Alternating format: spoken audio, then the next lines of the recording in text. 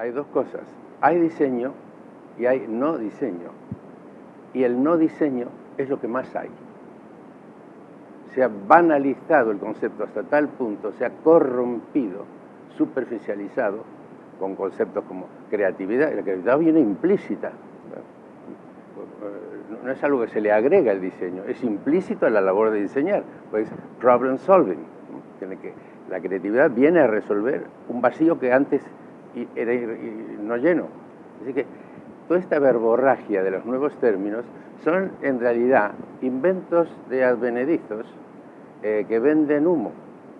Es decir, si enseñáramos bien a diseñar y lo hiciéramos bien, todas esas palabras estaban de más. Entonces, y aquí viene el concepto que me tocó a mí, que es la gestión. Es decir, por gestión entendemos trabajar. Es decir, más aún, yo soy un gran defensor de poner los pies en la tierra. Las universidades son centros de enrarecimiento del pensamiento. ¿Qué es diseñar? Hacer las cosas bien, para felicidad de las personas. Como corresponda en cada caso. Lo dice el magnífico Charles Sims. ¿Tiene principios el diseño? No, tiene condicionantes. Y responde a los condicionantes. Entonces, entre esos condicionantes, el más importante es producir, digámoslo así, más poéticamente, la felicidad del usuario. Aunque sea una felicidad bastarda, vulgar, tonta. Hay gente para todo. Y el diseño trabaja para todo, incluso para los tontos. Entonces, este concepto te libera toda esta chatarra verbal, ¿no? Es decir, relajarse y hacer las cosas bien. Y otra cosa, como no se ha empobrecido solo el concepto de diseño, se ha empobrecido el diseñador. Y es por eso que el diseñador necesita tantas prótesis. Es decir, como está discapacitado, necesita tecnología, metodología, interdisciplinariedad, UX, Design Thinking, una cantidad de prótesis que vienen a sustituir su discapacidad. Si ese señor o esa señora fuera realmente un diseñador, todas esas prótesis no las necesita. Acá tenemos en Cataluña un maestro de maestros que es Miguel Milá. Esa película que filmaron de él es esa película y acabar toda la cháchara. Ahí está explicado todo. Problem solving. Entendiendo problem, todo tipo de problema que pueda tener el usuario, o el público, la sociedad, las comunidades o los individuos, los ricos y los pobres, y los del medio. Los del medio son los fundamentales, son los más consumistas. Entonces, bueno, la gestión.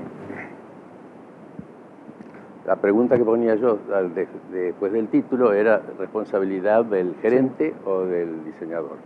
Vamos a ir rápido porque se nos ha cortado el tiempo. Del gerente. Por una sencilla razón, una de las primeras tareas de la gestión de diseño es elegir el diseñador.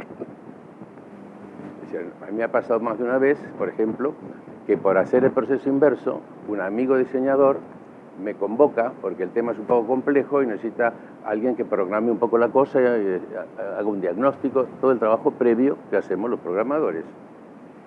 Y oh, sorpresa, cuando termino de hacer el trabajo me doy cuenta que mi amigo, el que me pasó el cliente, no es el diseñador adecuado para el caso.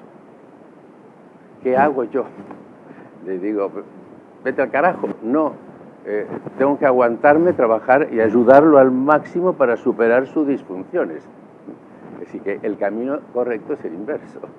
Es decir, primero programar y ese programa me va a permitir elegir el diseñador, que puede estar afuera, puede estar adentro.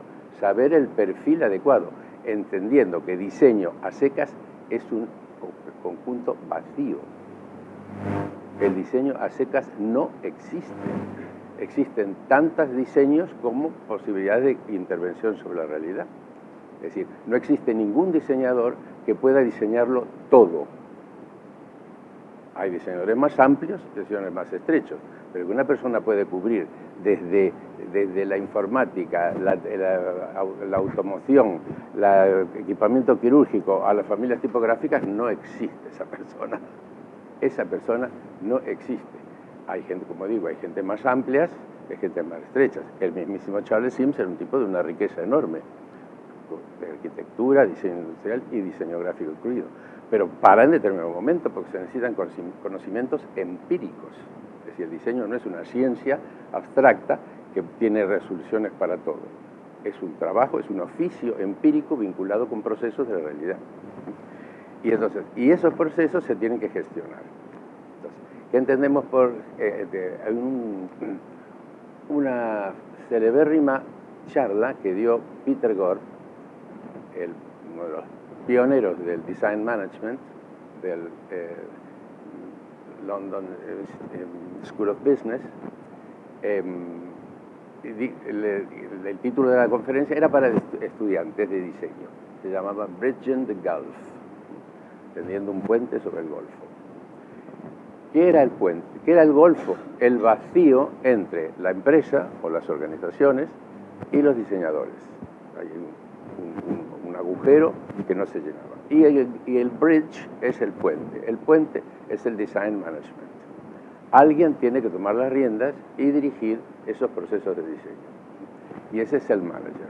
Así como hay un gerente comercial que sabe mucho de mercado, hay un gerente financiero que sabe mucho de economía, hay un gerente de recursos humanos que sabe mucho de sociología y psicología, etcétera, etcétera. Cada gerente tiene una especialidad y hace un campo de gestión. La gestión del diseño ocupa uno de esos espacios. Lo que pasa es que es una asignatura que tarda muchísimo en construirse. Este es el agujero verdaderamente. Diseñadores tenemos infinidades, deben ser cientos de millones en el mundo. Y de ellos hasta hay algunos que son buenos. En todos los países, en este momento prácticamente no hay ningún país que no tenga diseñadores, ¿no? De uno u otro tipo, pero los tienen.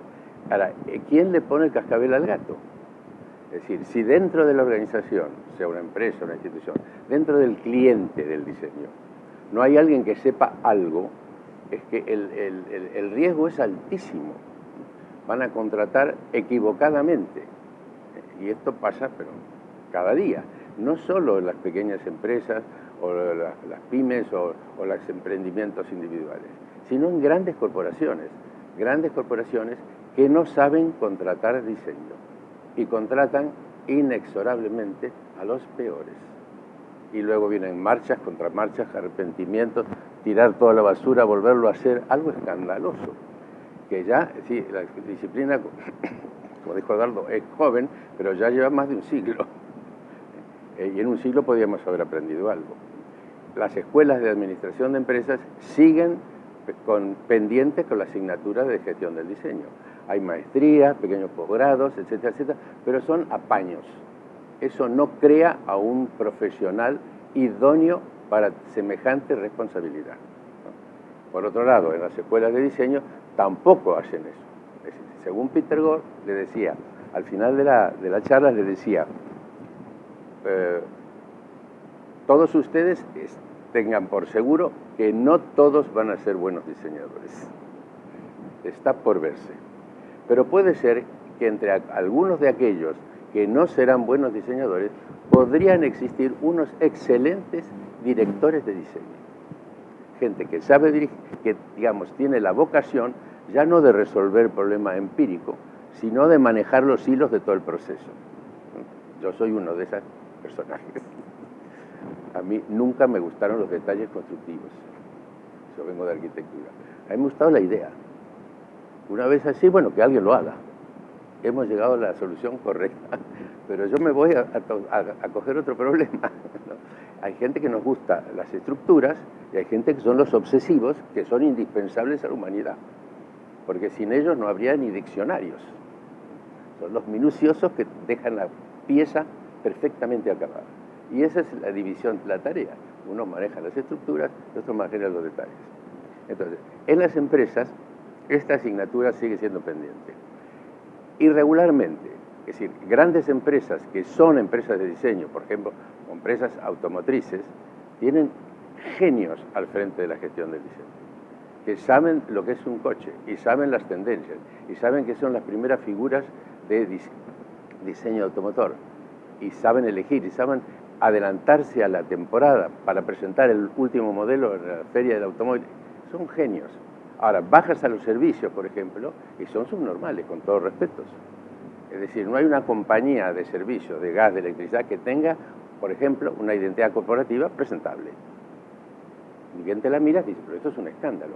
Las compañías de tecnología, por ejemplo, tienen grandes diseñadores, pero sus clientes, las compañías de telefonía, no tienen grandes diseñadores, con todos los respetos.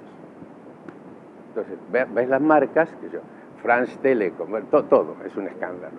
Movistar, es que no es de recibo.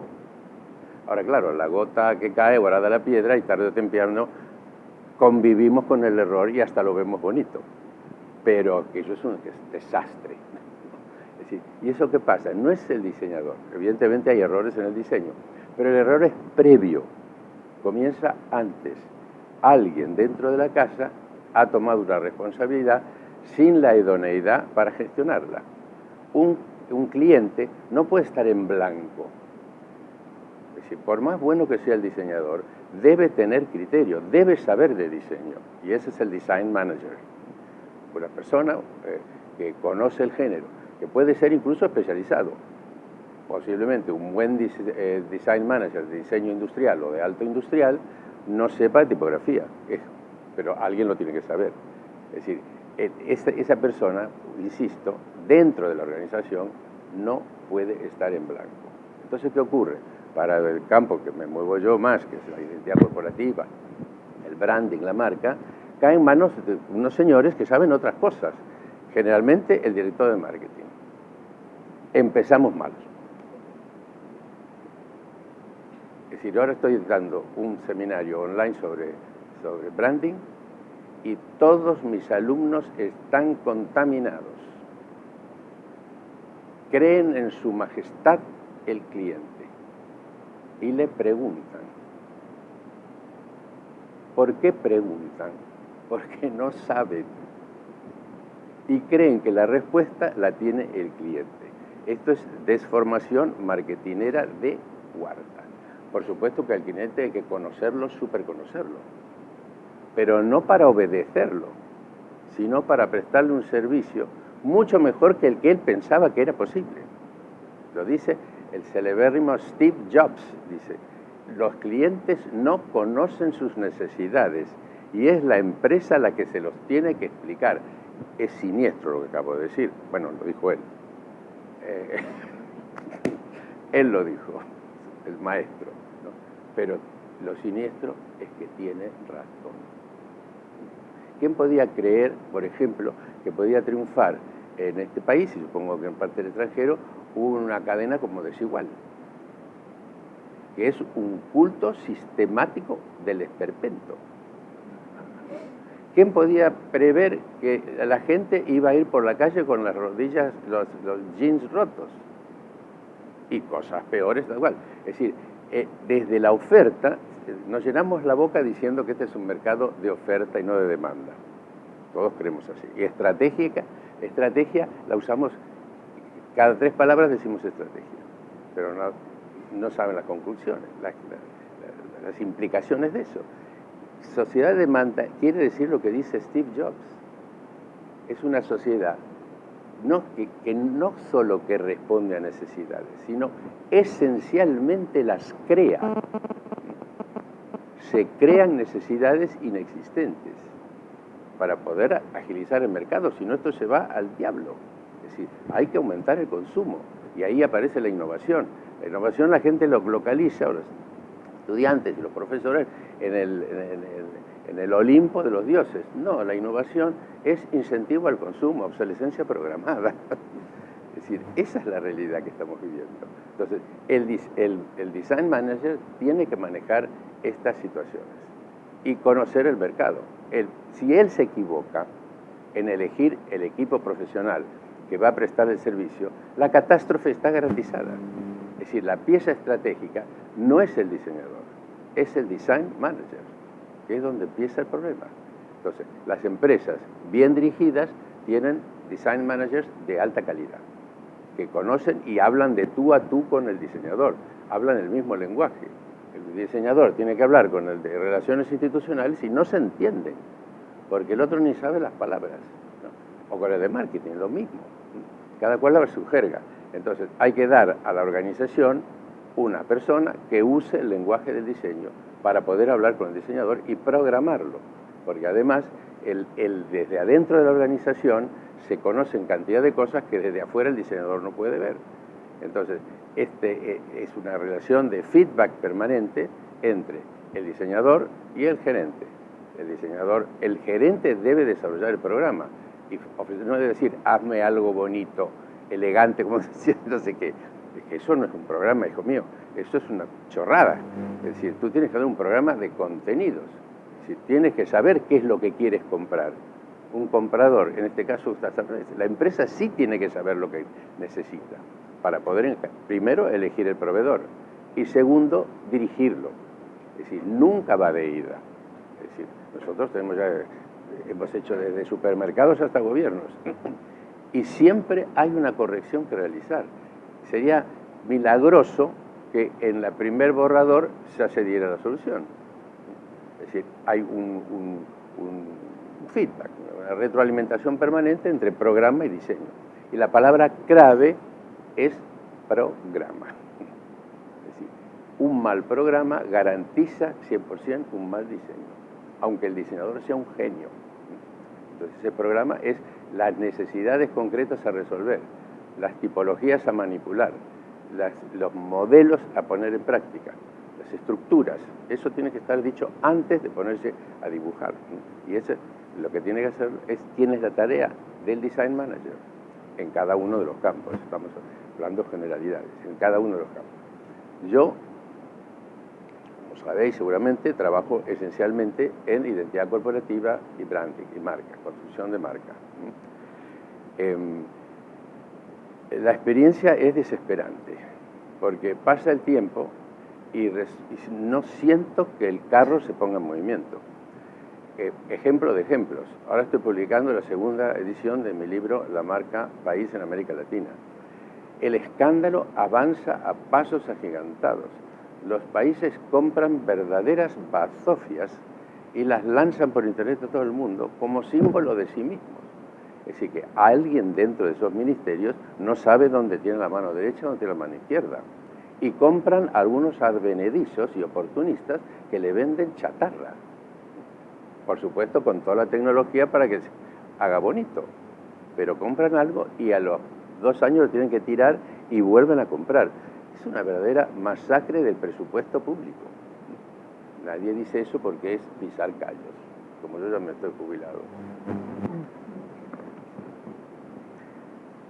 En honor a mí debo decir que yo siempre pisé callos antes de jubilarme, porque uno tiene una responsabilidad social y si las personas que vivimos del servicio a la sociedad tenemos un compromiso que pocos devuelven.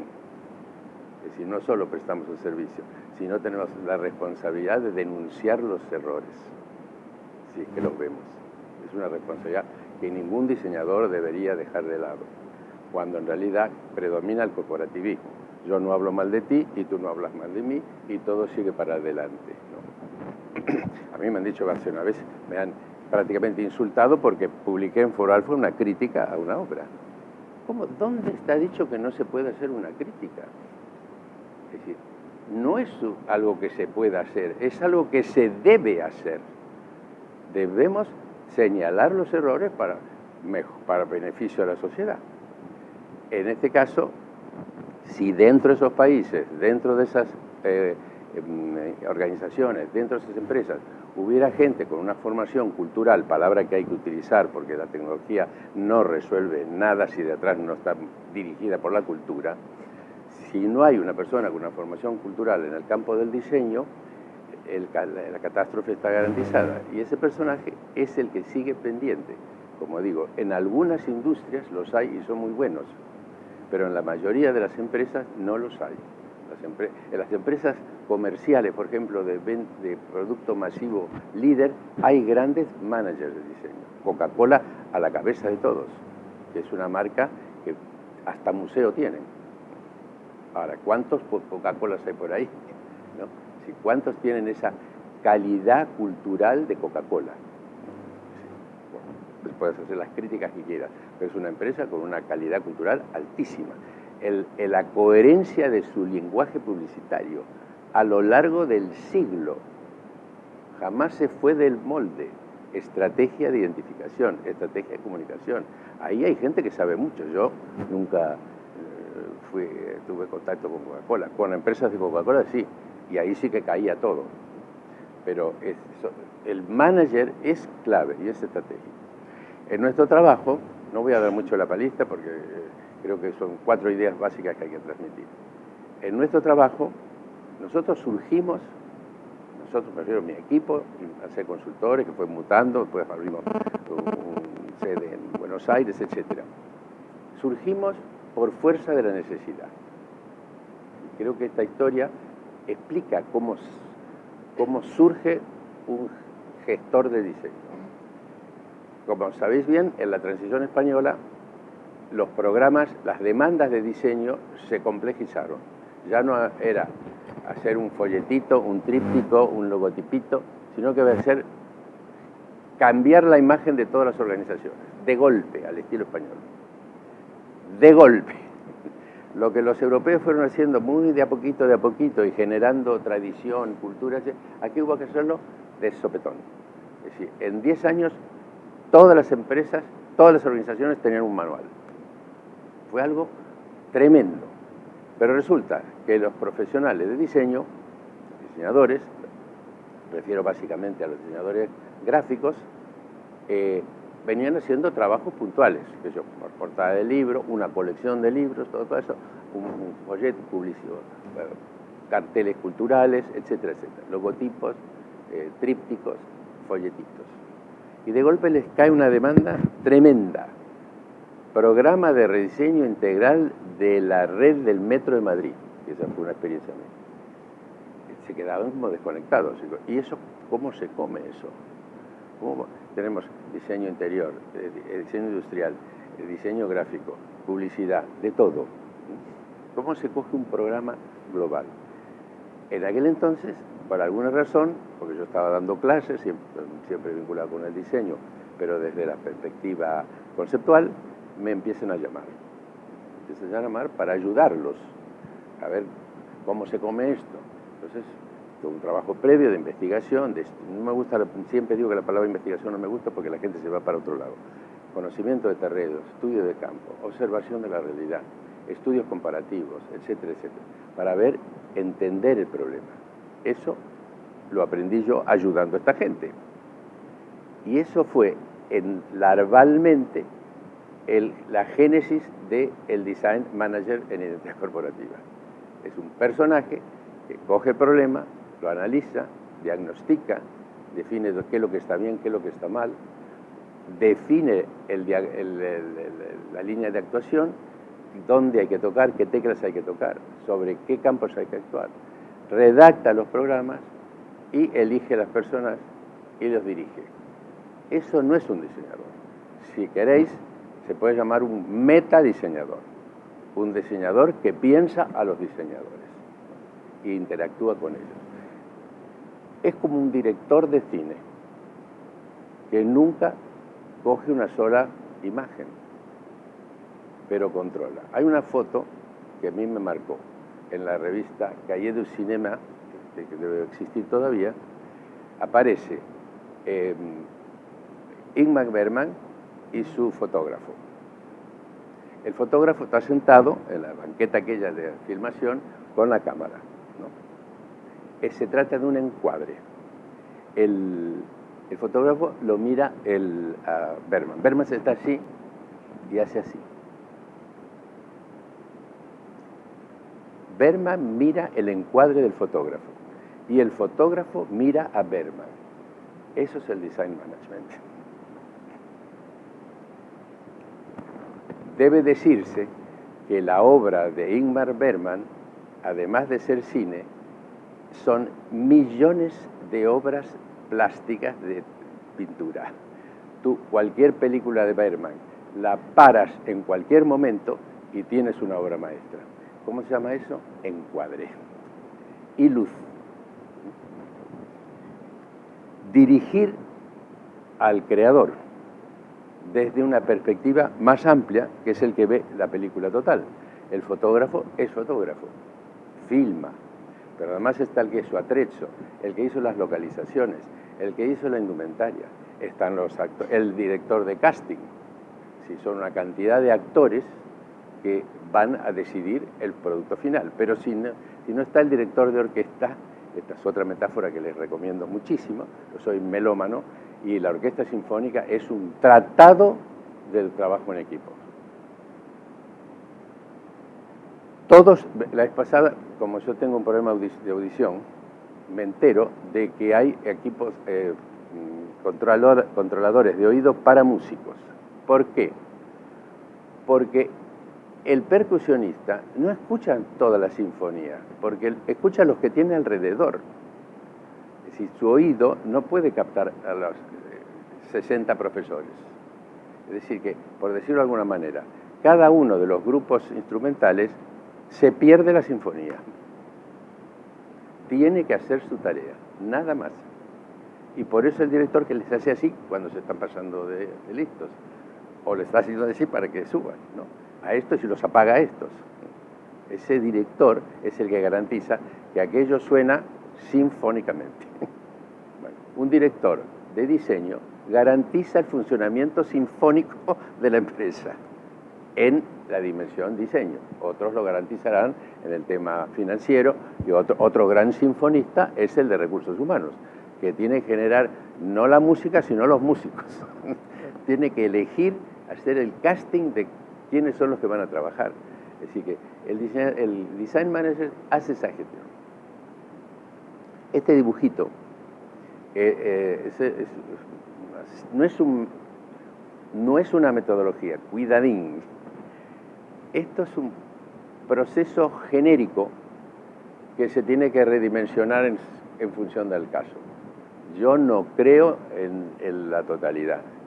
La totalidad es para pensar, pero la acción siempre es parcial. Y si no es singular, no hay identificación posible, no hay comunicación. No hay comunicación genérica, es decir, comoditizada, perfecto. Si la comunicación está comoditizada, no hay comunicación, porque la comunicación se produce por respeto al código y su delicada transgresión. Es decir, tiene que haber un componente de lengua y un componente de habla. Y el habla es única, individual, no solo de la persona, sino de cada uno de los mensajes que emite. No es la misma mensaje a la mañana cuando se despierta, medio dormido, y contesta el teléfono, que a la noche cuando habla por teléfono. Es decir, esa especificidad es la pasión del buen diseñador. No diseñar a bulto, sino objetos específicos y perfectos, palabra que hay que atreverse a utilizar. Dios nos mandó al mundo para que éste sea un poquito perfecto. Pensémoslo así. Entonces, el chapucero fuera. Tiene que quedar en el paro, sin pago. No puede ser que la cosa no funcione. Es decir, que hay que decir cada cosa. Dice, qué difícil, decía Bertolt Brecht, qué rara esta época en que es necesario explicar lo obvio, definitivo. Tienes que decir que el objeto debe funcionar, que no te puedes caer de la silla, que no te puede doler la espalda, que te debe lucir bonito. La fealdad es de derechas. Tenemos el maestro de la fealdad, el señor Rajoy. Entonces, la belleza, por supuesto,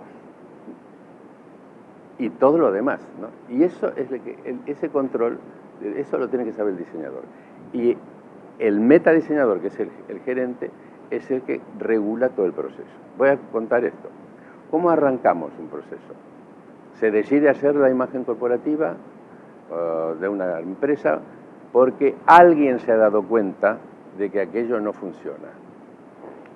Alguien se ha dado cuenta es fundamental. Me decía un clínico que me salvó de la muerte, me dijo, un buen diagnóstico se debe a un buen prediagnóstico. Escuchen esto. Si yo no tengo ojo clínico, no hago prediagnóstico. Si hago prediagnóstico con ojo clínico, puedo prescribir el tipo de investigación que hay que hacer.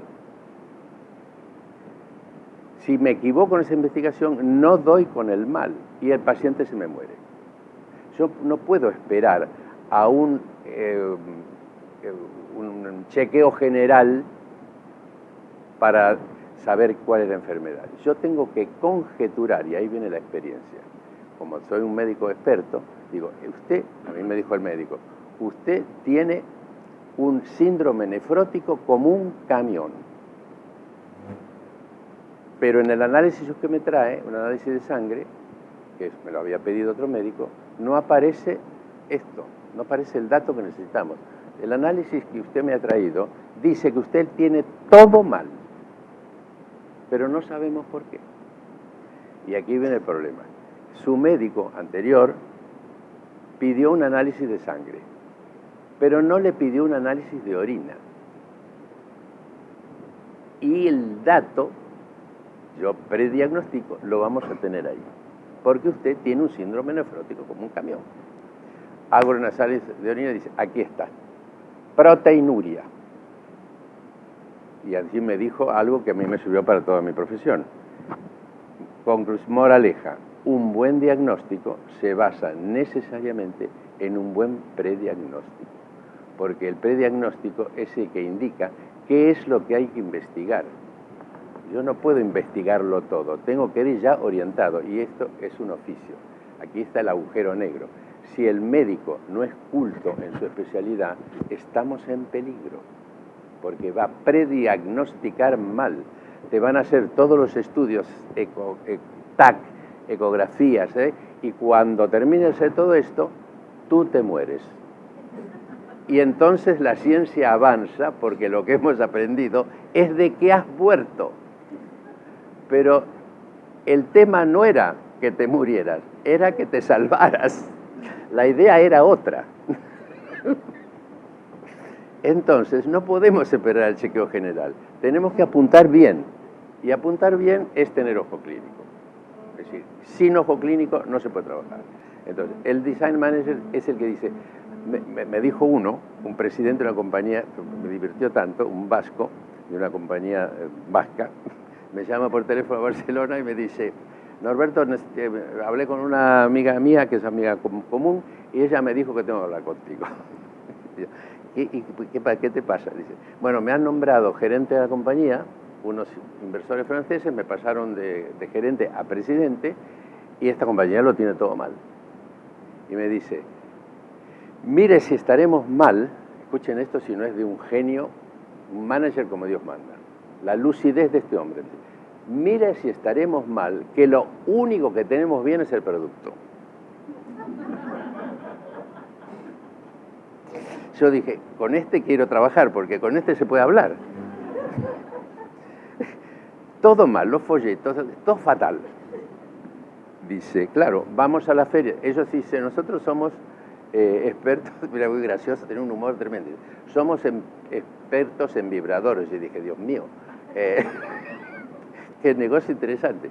No, vibradores de obra civil para hormigón ultra compacto. Vamos a la feria de no sé qué lugar de Alemania, por supuesto Alemania, y no nos comemos un rosco. Todos los visitantes de la feria se van a ver los stands de los alemanes, de los italianos y de los franceses, especialmente los italianos. ¿Por qué? Porque luce bonito. Los ingenieros también escuchan el canto de sirenas del buen diseño. Nuestro producto es competitivo, pero tú tendrías que verlo, es lo más feo del mundo. Los colores, claro, en algún momento hay que pintar aquel vibrador, y el color puede ser cualquiera. El diseñador sabe elegir unas combinaciones de colores industriales muy convincentes, y el stand y todo eso. El hombre era muy lúcido. Fíjense, al rato yo le paso el presupuesto. Le mando el presupuesto, creo que era Bilbao, me vuelve a llamar. Me dice, Norberto, yo estoy totalmente de acuerdo, tu propuesta me encanta y ojalá la pudiéramos implementar. pero tengo problemas con el Consejo de Administración. Dice, ¿tú podrías en tu presupuesto agregar una partida para que me ayudes a convencer al Consejo de Administración de que esto es indispensable, que si no, no salimos de pobres? Ahí está otra vez. Falta conciencia de diseño entre la empresa. Y ahí tiene que haber dentro cultura de diseño dentro de la organización. Que el gerente de diseño haga ese prediagnóstico y los otros digan, ok, Fernández, Iñaki, muy bien, vamos a tirar para adelante. Es decir, si no hay esta conciencia interna, el trabajo no llega a buen puerto. Esto que voy a mostrar era un proceso estándar, digamos así, o el esqueleto de un trabajo en las etapas que vamos cubriendo, que pueden ser 3 meses o 3 años. Esto hay que redimensionarlo, depende de la complejidad del caso. La primera etapa es el estudio de campo. Sin conocer el campo no puedo actuar. De ahí, al tener eso, ¿qué quiere decir? Lo rojo es el design manager. ¿Qué quiere decir? Que hay que hacer una serie de entrevistas en profundidad a tantas personas como sean necesarias para extraer la información sobre la realidad de la compañía. Eventualmente, en algunos casos más complejos, contratar servicios de investigación de mercado, de opinión, de imagen, etcétera, para tener un input más sólido, ¿no? Eso lo hace el design manager. Aquí todavía no aparece un diseñador. Es decir, tienes esa información y con eso pasa a una segunda etapa, donde ya define una estrategia. Esta compañía, por estos valores que tiene, estos puntos fuertes, estos puntos débiles, tiene que tener este perfil estratégico y esta es la estrategia de imagen y comunicación o de identidad, como lo queráis llamar, que vamos a implantar. Eso sería un óptimo. Y esto es una pieza clave que sabe el manager. El óptimo hay que fijarlo antes del diagnóstico, porque el diagnóstico no se hace en función de un mal general, sino del problema específico de esa persona. Si yo no conozco al paciente, el número no me dice nada. No es lo mismo el colesterol de un señor de 83 años que el colesterol, ese mismo número, en un chico de 15. En el del señor mayor tú le puedes decir, tranquilo, muérase en paz. Pero al chico de 15 digo, tu situación es grave. ¿Cómo tienes este colesterol, cabrón? ¿Qué comes? Es decir, el número no significa lo mismo si es mío o es de mi mujer, ¿no? Que no tiene próstata, por ejemplo. Entonces, es primero conocer el óptimo de esa organización. Lo óptimo para esta organización, para esta empresa, sería esto. Este es su perfil estratégico. Y esta es su comunicación óptima. Ahora miro la realidad y veo qué es lo que está bien, qué es lo que está mal. Contrasto la realidad contra el óptimo de esa gente, que no es del mismo que de su competidor directo. Porque si fuera lo mismo, quiere decir que son empresas comoditizadas, que están vendiendo graneles, ¿no? Es decir, la diferencia debe encontrarse sí o sí. Identificación es diferenciación. Hay que encontrar la diferencia. Y si no tienen la diferencia, hay que comprar algo para que parezca diferente. Entonces, ahí viene el diagnóstico. Sabido el diagnóstico, sé dónde tengo que actuar. Más de una vez, obrando nosotros como design managers o directores de programas de imagen y comunicación, el cliente se adelanta y dice, no, porque lo que tenemos pensado es que habría que cambiar las marcas de nuestros productos. Y tú miras aquello y dices, es que este es un criminal, porque tiene unas marcas sensacionales. Lo que hay que cambiar es la recepcionista, que es una bruja.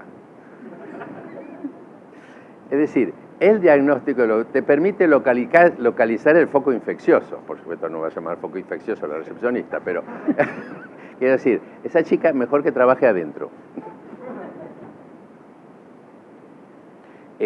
Hay que lograr despido nulo. Es decir, relocalizar los recursos humanos para que la cosa salga bien, ¿no? Entonces, saber dónde está el problema, porque hay otra cosa que el manager sabe. Es imposible que todo esté mal. Si todo estuviera mal, esa empresa no existiría. Había quebrado. decir, que hay que proteger todo lo que se puede, predominando una estrategia de economía de recursos, no por dinero, economía de esfuerzos, de tiempo y también de dinero. Es decir, ¿por qué vamos a cambiar algo que está bien? Eso es tirar el dinero. Conste que desde afuera los oportunistas, vendedores de humo, te van a hacer cambiar todo. En cambio, el gerente de diseño que está de dentro está a favor de la compañía.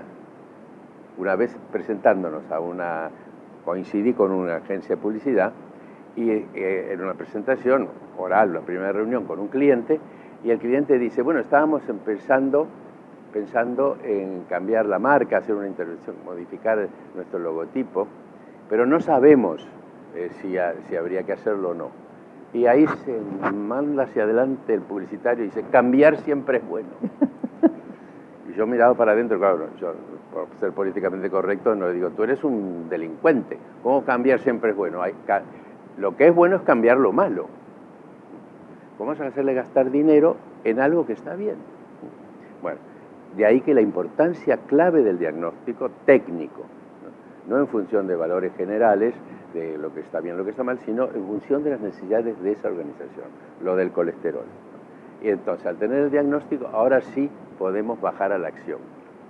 Recién ahora, se redacta el programa de gráfica, el programa de publicidad, el programa de puntos de venta, de interiorismo, el programa de presencia en ferias, etcétera, etcétera. El programa de publicaciones, el programa de etcétera. Cuántos programas convenga dictaminados por el diagnóstico.